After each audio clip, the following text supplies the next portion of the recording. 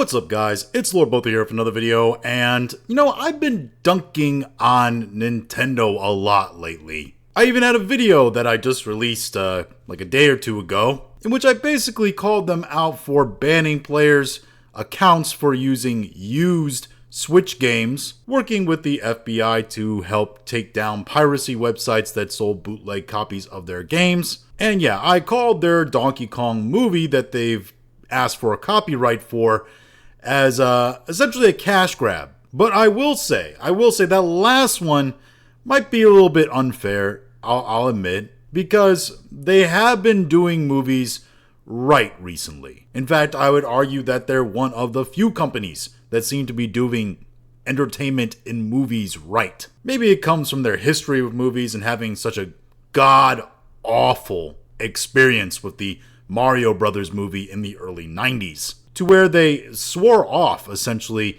making any more Nintendo movies in fear that it would completely damage the brand. But then they released the animated Super Mario Brothers movie, and it actually did really well, and I thought was a fairly good movie. If it had an actual good story to it, well, it could have made close to $2 billion. Yes, while the Super Mario Brothers movie is good, I think a lot of it is just fan service, and a lot of it is just showing the Mario characters on screen as live characters with a little bit more interaction than they do in the video games. Actually speaking lines and having some sort of cohesive narrative in that kind of setting. Plus, I will admit some of the comedy was actually pretty good too. But the fact remains that the second Super Mario Brothers movie has to do better in terms of the story, give us something a little bit more than just showing the characters interacting with each other on the big screen, to be at least as successful as the first movie. And while I don't know what a Donkey Kong movie can bring for Nintendo in terms of success, and Donkey Kong has never been a major franchise of mine, so it's hard for me to gauge exactly how much of a following Donkey Kong really has, and if that following will turn up for a Donkey Kong movie. One thing I know a lot of people would probably turn up for is one of Nintendo's other key franchises, which is of course Legend of Zelda. And in terms of the live-action Legend of Zelda movie, which was just quietly announced by Miyamoto a couple of years ago, where he essentially put a post out on Twitter X saying, hey, by the way, we've been working on a Legend of Zelda movie. So that's a thing that's happening. Which seemed a weird way to announce that. Well, apparently, he's got more news for us. Because speculation about the actual cast of the movie has been going around for some time, and it looks like we're finally getting that information. Who's going to be the stars of this movie? Now, the original post here on Twitter from the Japanese Nintendo account is in Japanese, and I don't know how to read Japanese, so we're going to read the translated one in the replies. And the post states, "This is Miyamoto. I am pleased to announce that for the live-action film of The Legend of Zelda, Zelda will be played by Bo Bragason and Link Benjamin Evan Ainsworth," which is an incredibly British name. "I am very much looking forward to seeing both of them on the big screen." He also continues by saying the film is scheduled to be released in theaters on May 7th, 2027. Thank you for your patience. So not only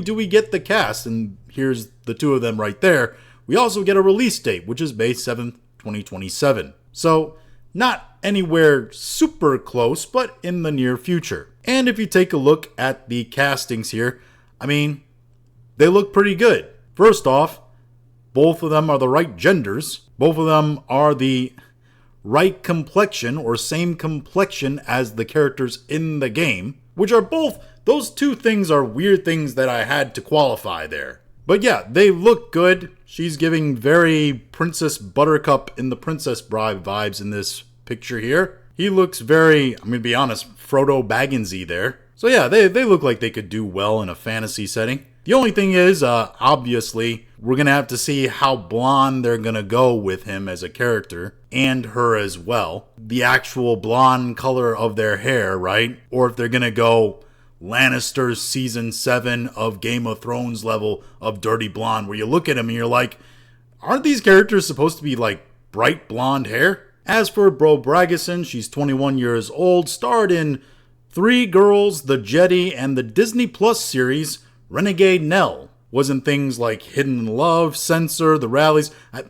Essentially an unknown for the most part. I haven't heard or seen any of these things. Benjamin Ainsworth was in The Haunting of Bly Manor, which I've heard of but never saw. He also voiced Pinocchio in Disney's live-action remake of Pinocchio. That's the one that starred Tom Hanks as Geppetto, which nobody else saw from what I hear. But relatively, again, another unknown. And I will say the fact that they are relatively unknown is actually a good thing. I'm tired of seeing the same old actors being starred in these kinds of roles. And to be fair, to get actors to play those characters that are supposed to be the ages that they are, Bragison is 21 and Ainsworth is 16, I think it said.